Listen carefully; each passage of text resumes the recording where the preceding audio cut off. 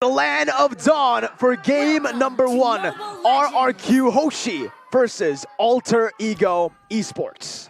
And straight off the bat, we can see that Udil has actually opted for the Purify spell, Arashi. So has Pi. Pi has been the target for a lot of teams here, so going for the Purify, he has a lot more flexibility in order to survive. He's not exactly the squishiest person, so getting away from the crowd control will allow him to actually survive on the Uranus.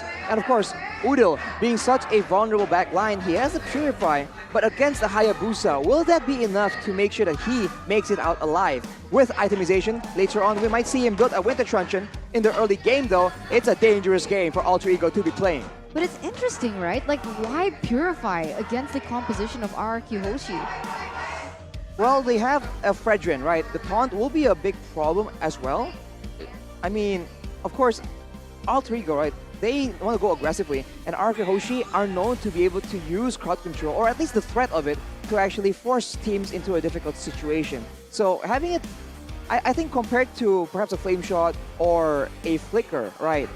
In a way, the Purify just has a lot more defensive value compared to the other battle spells. I honestly think it's for the Fredrin, right? The Fredrin has a way to knock you up, has a way to taunt you as well. On the Farsa, you are very vulnerable when you pop that Feather Airstrike. And with the Purify, it kind of, gives you a little bit more leeway to play. It gives you a little bit more cover. But yeah, maybe he could have gone for the Flicker, right? Something that could have worked as well. We'll just see how this plays off for Udil as we are going to resume back into the game. And Pi as well. He's opted to go for the Purify top side. Skylar almost losing his life. And we've seen this so many times. Arashi, Eterna, Farsa instantly rotating early on towards gold lane. That's the beauty of the Farsa. Other than the artillery she has with her ultimate, with the Feather Airstrike, she's also able to use that Wings by Wings to roam in the places that she is needed the most. And you can see that actually really cross over into that early game control. As we can take a look here at the talent prediction by Axe. And once again, it is going to be Pak Pulung on the Indo desk, as well as Mirko here on the English desk with a different opinion. Alter Ego sandwiches here coming in from both desks. And right now, it seems that Alter Ego, they are the ones pushing the tempo. They are not ones to play patiently and just cruise through the early game. They want to make all the plays happen right here, and they have a chance, but RRQ are trying to strike back. Yeah, a lot of damage already dished out by Albert there. Sven is actually going to go to cancel out the recall from Udil. A little bit of disrespect over there, stopping him from going back. But here as well, you guys can go ahead and get the emotes. Play even better with the battle emotes. MPL 2022 edition. You can see all those crazy emotes. For RRQ, it's back, back, back, back. Absolutely. And now for RRQ though, they are trying to push the tempo, but RRQ HOSHI, they've been able to actually stave off the bulk of the aggression, and now with level 4s available, right? The teamfight ultimates for RRQ is a lot more valuable than the ones on the side of Alter Ego, so soon we'll see a big fight break out. But the airstrike popped in, R7 with a taunt comes in, Phantom Execution with the Retribution secures the turtle.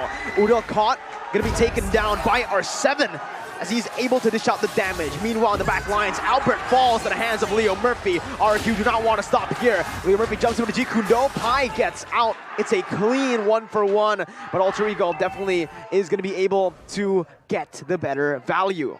They also were able to get the turtle as well. So far still going into the plan of Alter Ego Esports, as now we have some time to look at the emblem choices. Demon Slayer in the hands of Sally Boy will mean that he has a lot more chances to go for those crazy steals. Albert on the Hayabusa on the killing spree will be able to make more aggressive plays in those fights, but we'll have to see. I mean, Hayabusa isn't exactly the best securer of turtles, but with the Shadow Kill, he has a lot more leeway in deciding when to use that Retribution. So it's a bit equal, but I think so far, Sally Boy has shown that he is slightly superior. Things are going to go down to how both teams are going to set this up, right? If they can bait the really important resources from the side of Alter Ego Esports, because as we know with the composition, they're very reliant on that ultimate that could lead RRQ HOSHI to victory. But we do have a fun fact here by Grab. that Alter Ego and RRQ's matchup between one another is one of the matches that RRQ Hoshi managed to win in leg 1 2-0, because as we all know, in the early stages of the season, as Leo Murphy goes in. Very deep, Finn able to pop the Cold Altar in time. Udil gonna get taken down as the Phantom Execution comes in, taking the kill on to Vin. Skylar in the back line still dealing the damage, free hitting, but Sellyboy goes wild. Clay's able to outplay Leo Murphy, falls. Sellyboy now caught. Albert comes in with a quad shadow. Sellyboy cannot run. The shadow kill comes in, picking up a kill as the crowd goes wild again here in the MPL arena. Really good counter engage by RRQ Hoshi there, as now they're gonna have the space and the time to be able to get this turtle uncontested without Sellyboy in the midst. But no, they might actually go for something else. They were looking for a pick, and they're buying a little bit more time for Alter Ego actually to come back for a proper setup back onto the turtle. Alter Ego needs to be very careful here. They can go aggressive onto RRQ, but with the Called Altar available, that can be baited out from them. So now they have no idea if the Called Altar is available. That will make or break the fights depending on how it's being used, as R7 goes in aggressively, gets kicked. Oh, flicker in to taunt to cancel the feather airstrike as Udo's going to be taken down by Clay. Sellyboy going to be able to pick up a kill as well, though. Mid laner traded for XP lane as Clay is able to dish out the damage onto the roamer. Top side, Skylar dashing or blinking out of the range from 1-1's first ability with the BMI, and RRQ secures the second turtle of the game. With one member down, Alter Ego Esports don't have it in them to contest that, because RRQ Hoshi in that moment didn't have the resources to go in for a 5v5 team fight. So RRQ Hoshi looked for a loophole instead of committing onto that neutral objective by taking down a member of Alter Ego Esports. And it actually bode them really well. Alter Ego Esports were forced to back away, was forced to get zoned away by RRQ Hoshi for them to pick up an objective. However, Pai, in that amount of time, was actually almost able, to take that red buff away. Exactly. The story of the game seems to be Udil just getting jumped on. He has 3 deaths right now, all because RRQ Hoshi, once they see him on the map, they just go straight for him, and they have the tools to make sure that he gets caught out. So right now, Alter Ego, they want to try and go for burst damage, but they can't get the pickoffs because it's countered by the Cult Altar, as Udil almost suffers his 4th death. He uses a Purify. I don't know if that actually made a difference, but now, with a man advantage on the field, RRQ Hoshi can try and get something more. They're going to be looking for this mid turret now, but what you guys should be looking for is who using the grab a discount up to 90%. So go ahead and use that QR code down below, scan it, as things are going to get a little more heated between RRQ as well as Alter Ego Esports. And Arashi, I actually have a question. Does Flicker no longer work against the ultimate from Albert? It does. It still does. If you are able to time it perfectly, you still can actually dash out from or flicker out of the shadow kill. But yeah, that's why he opted to go for the Purify, and we'll see how that works out, right? Many times he has actually been taunted, and he has fallen 3 times this time. Sellyboy, though, wasn't aggressively going to get kicked back. We are going to take a look at the items, however, Arashi. What a nature, second item for Nino. Exactly. Respecting the potential for Albert to just go for the insane, basically one-shots here. So we'll just have to see if RRQ Hoshi is able to do so, because whoever they are targeting, they seem to be able to locate very, very easily. And with the next objective up here, they're playing on using that Cult Altar very efficiently, as well as the Feather Airstrike is no longer available. Oh, this is not good for Alter Ego. Sellyboy used the retry, basically giving the turtle over to RRQ, securing the final turtle of the game. Alter Ego are just looking for trades, and they are able to find 2 objectives for that one turtle. Bottom and top side tier 1 taken down. That's exactly what you want to see. You want to see these trades happening, because you don't want RRQ Hoshi to snowball from the early game, but they're going to go for a conceal play now. Pai in the midst of it all. G Kundo, flicker popped in by Leo Murphy. No flicker just yet. Pai able to get out with the Purify and the Consecration. RRQ find the turret. It's a trade, 1 for 0. Very valuable trade for RRQ. At this stage, however, this Farsa is going to have to force itemizing into that Winter Truncheon as early as possible to be able to, you know, have an impact when it goes down to the team fights, because it's going to be very easy for Albert to go into the backline, use the Shadow Kill, take him down first, and because of that force in itemization, Udil's Power Spike is not going to land as fast as we would expect. Right now, though, they're doing a good job of just trading away objectives, right? Because if they fight 5v5 right now, with the kit of RRQ HOSHI, with the Pyramids available, they can't really stand up to it. So they're trying to find other opportunities around the map. So far, it's been working pretty okay, but RRQ HOSHI, they're adapting. They're trying to find ways to make sure that Alter Ego cannot get any value, with the pressure.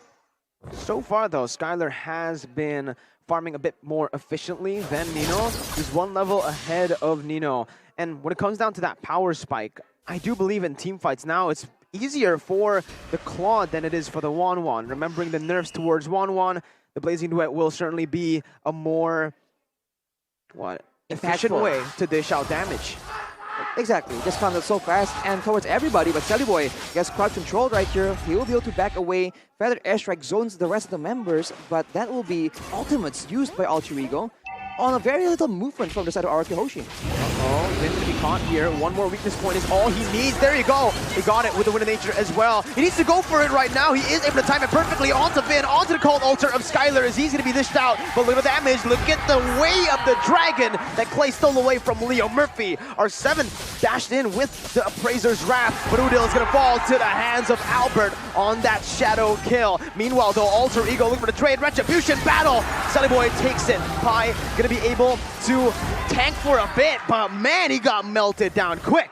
That was nearly a disaster for Alter Ego. They got a Lord, thankfully, into their favor, and so it kind of levels it out and buys their team a little bit more time, because if RRQ HOSHI went in as Albert was there to steal it, that would have been a different story. You can see now that the Lord is going to be melted down. But here, in the 10th minute, we do see that the gold has actually equalized Arashi. Clay has just picked up the Holy Crystal as well. Another source of damage that Alter Ego needs to be very careful about.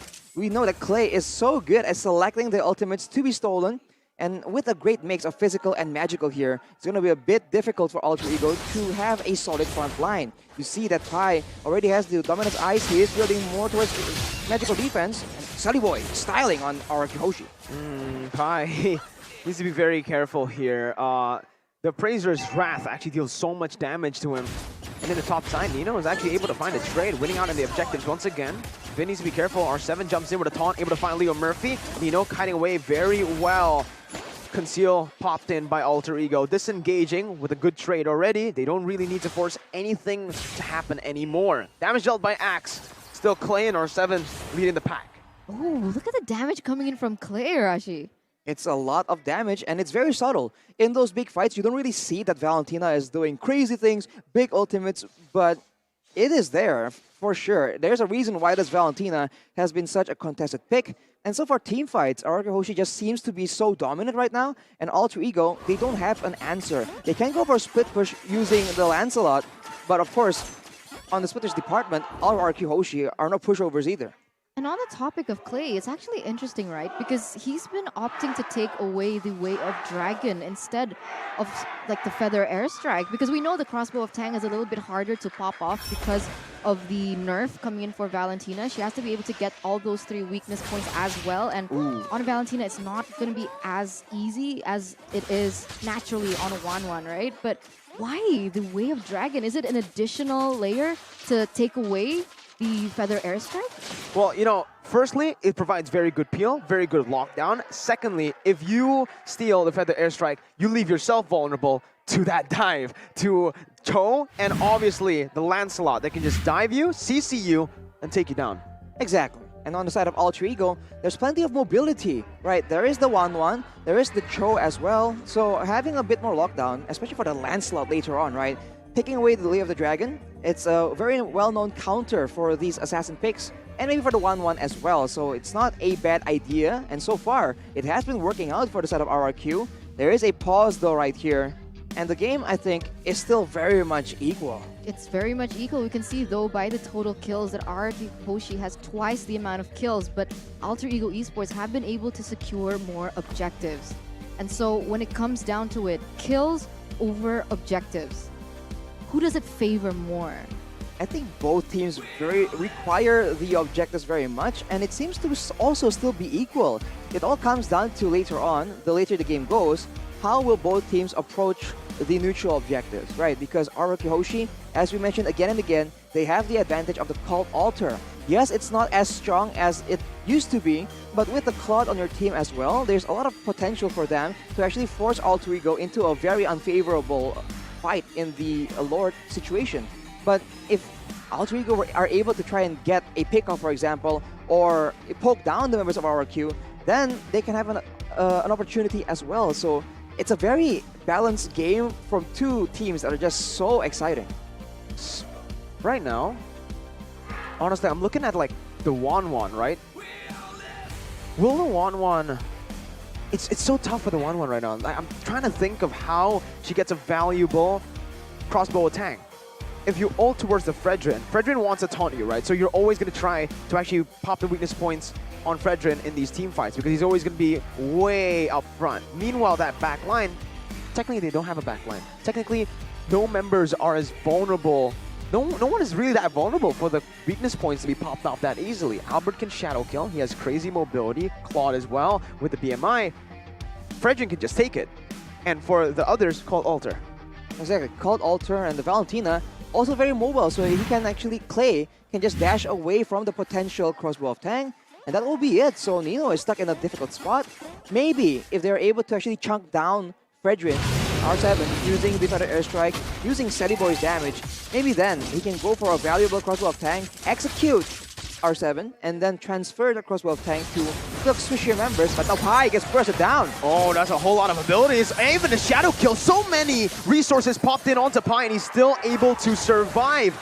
Massive value. Liam Murphy with the conceal. He's looking for flank. He has the flicker as well. He jumps in onto Albert. He goes in for the way the dragon, but the Cult Altar is placed down for the airstrike as well. Liam Murphy losing out on his life. Skylar gonna fall to the hands of Silly Boy. No, it's just the Cult Altar. Amazing duet comes in, taking Noodles down. But in the back lines, the same thing happens towards R7 and Vin. Clay is still alive right now. He needs to get that way the dragon on to Nino, the main damage dealer at least. 3 members still strong for both of the teams, but Vin will respawn faster with that passive. Oh, weird play by RRQ though. So many resources spent on Pai of all people right before the Lord. It's really interesting, right? Perhaps they were looking for someone to pick off, get a man advantage, and prevent Pai from putting pressure on those side lanes for a proper setup, but it hasn't really done them justice. Now Alter Ego Esports are leading with a 1,000 gold lead, and they're going to be the ones to set up first. This is dangerous. Alter Ego. They're trying to bait the Lord. Maybe just look for a fight this time as Leo Murphy jumps in with the Jikundo. Nino very wisely goes into that mid lane, popping in every single weakness point. R7 now caught. That's going to be the Feather Airstrike popped in, and it's going to be chained in. Nino picks up a kill, losing the front line. RRQ now are forced to retreat. Vin going to be taken down by Nino as well, but the Cult Altar comes in with Clay with Away the Dragon, but Albert jumps into the back line. Nino with the Wind of Nature still surviving. Silly Boy jumping in. Clay finding the shutdown, goes in with the Winter's Truncheon, but will fall again to the hands of Silly Boy. Albert jumps back and forth everywhere, picks up a double kill, looking for a triple, but Leo Murphy says no, he'll lock you down. Albert with the triple kill. What in the world was that, Albert? What? How was it? Wow, amazing outplay by Albert, even though he is going to be taken down. It does seem like RRQ HOSHI are going to force this Lord though, with all the members from the side of Alter Ego Esports wiped out. What the heck was that, man? You thought that Albert was done, but he was able to maneuver around all the damage, and somehow, off the back of those insane plays, RRQ HOSHI finally gets some momentum. They get pressure on the Lord side. They get some tower damage in the top side as well. They even get it due to the minion waves. Alter Ego was not ready for that at all. Definitely not. What? I thought he was dead. The way the dragon locked him down. No way, dude. That is insane. This is why RRQ, they're so dangerous, man. You can't count them out until they are actually out of the game. And now with that extra bit of pressure, RRQ HOSHI, they see 2 members on top. They can go for a pickup onto Pai yet again, or they can try and rush this Lord. They have options. They have all the tools available to try and do either one. One more fight. Alter Ego need to take it here. Silly Boy already trying to go for the opening. Goes in, but look at the damage coming in from the side of RRQ. Albert focusing onto the Lord right now. That's going to be Nino looking for the weakness points onto Clay. Pi able to find a kill onto Albert. Lord is taken very low. It still comes in. Clay secures it. G Kundo onto 3 members. Nino going wild onto the back lines. Looking for one more. Winter Truncheon popped in. Nino recalling, spamming it. Toss all the way. Is Clay still able to find the outplay, but he's not going to be able to find Nino. A good disengage, and Alter Ego turned the tides again. A 3-4-1 trade in that team fight, and oh my god, it's getting mind-blowing the way things are playing. Sally Boy was taken out first, so I thought that RRQ HOSHI would have a better chance on the Lord, but Pi goes in and is actually able to execute Albert. So both teams had an equal chance, but at the end of the day, it is going to be Clay with a 527 KDA right now, and he's popping off. He's doing a lot of damage, and he nearly outplayed Nino right there. And now with the Lord on their side, RRQ HOSHI, they're trying to make the best of this, but with 3 members just trying to take the Lord out, they're going to be forced to back away, and that will be an unfortunate conclusion, unfortunate end to the Lord on the side of RRQ HOSHI. It's unfortunate that it seems that there's a bit of a disconnect, right? Some members are trying to go for the team fight, and some members were still trying to secure that Lord. I think that is one of the main issues that allowed Alter Ego to get that insane value, but RRQ HOSHI, they're back at it again, playing with the vision, playing with the control, setting up traps for the members of Alter Ego Esports. But with 2 Purifiers available, you have to be very careful on who they decide to jump on. And so far, Skylar, the man himself on the clock, 10 times picked up with a 50% win rate. He hasn't been taken out at all in this game. 406 KDA, and that's super impressive. He's now just secured the boots, but on the flip side, Nino hasn't fallen in terms of that level or that gold either. Looking at the items right here, already an Athena Shields, just in case Clay goes for the big play. He has the Wind of Nature to try and counter Albert as well, so he has all bases covered, and Udil right now has a Divine Glaive, has the Winter Truncheon as well. The damage is starting to ramp up for sure, and he has that bits of security to ensure that he does not get one shot, the same way we've seen throughout the course of this game. Saliboy has the same Malefic Roar as well, so everyone is just starting to build up to their full inventory slots, and Skylar as well has the same items, right? He has the Wind of Nature and the Athenas, because the game is just so sporadic right now. The marksmen can't afford to skimp out on defensive items. Now it's kind of a dilemma as well for the Cho, right? If you're Leo Murphy right now, you have that peel for your team. Who do you want to use it on, though? It's Albert or Skylar, right? How do you choose? If Albert jumps in, you go for the Way of the Dragon. Skylar just comes in with a Blazing Duet. But again, if Skylar jumps in first, he's locked down. Albert can just dive into your back line. Mainly Udil, who's just so vulnerable right now. As we are going to take a look as well at the real-time win probability presented to you by the Samsung Galaxy A series.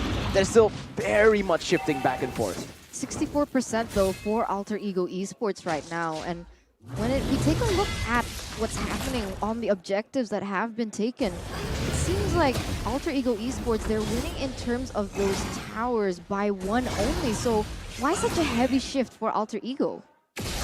Well, Alter Ego, they have more range to play around with, right? Udil has more flexibility on how he wants to pick an engagement. RRQ HOSHI, they are reliant on Alter Ego coming in, wanting to participate in that 5v5. Right now, though, Pi is just pressuring everyone away, but that's a lot of damage, and that is the Way of the Dragon. R7 gonna get kicked in, Phantom Execution as well. Cult Alter already baited out. Nino goes in for the crossbow attack onto R7, taking him down, but look at that HP coming in. Albert jumping back and forth. Nino with a Wind of Nature. That's the Skylar's Blazing Duet canceled out by Leo Murphy, who loses out on his immortality. Has a Shunfu, dashes out. Pi used the Purify and the Consecration. 0 members falling, but Alter Ego winning out in the resource game, instantly going on to the Lord.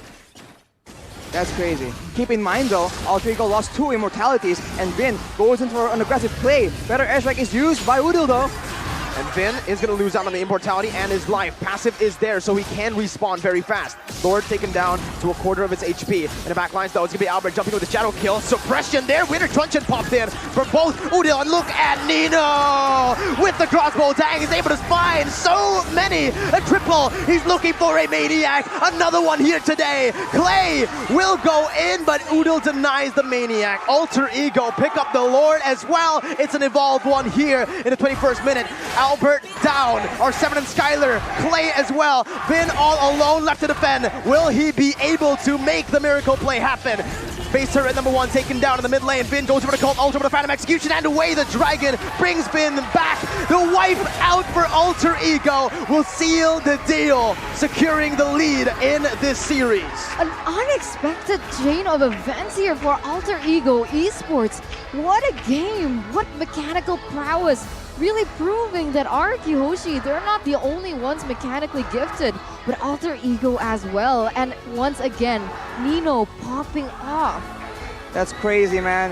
The itemization from the side of Alter Ego is so smart as well. In that last fight, the presence of 2 Winter Truncheons in the hands of Pi as well as Udil was what actually, I think, made the fight so difficult for RRQ to try and go into. They used all their resources and they were unable to secure a single pickoff, and that just allows Nino to output all the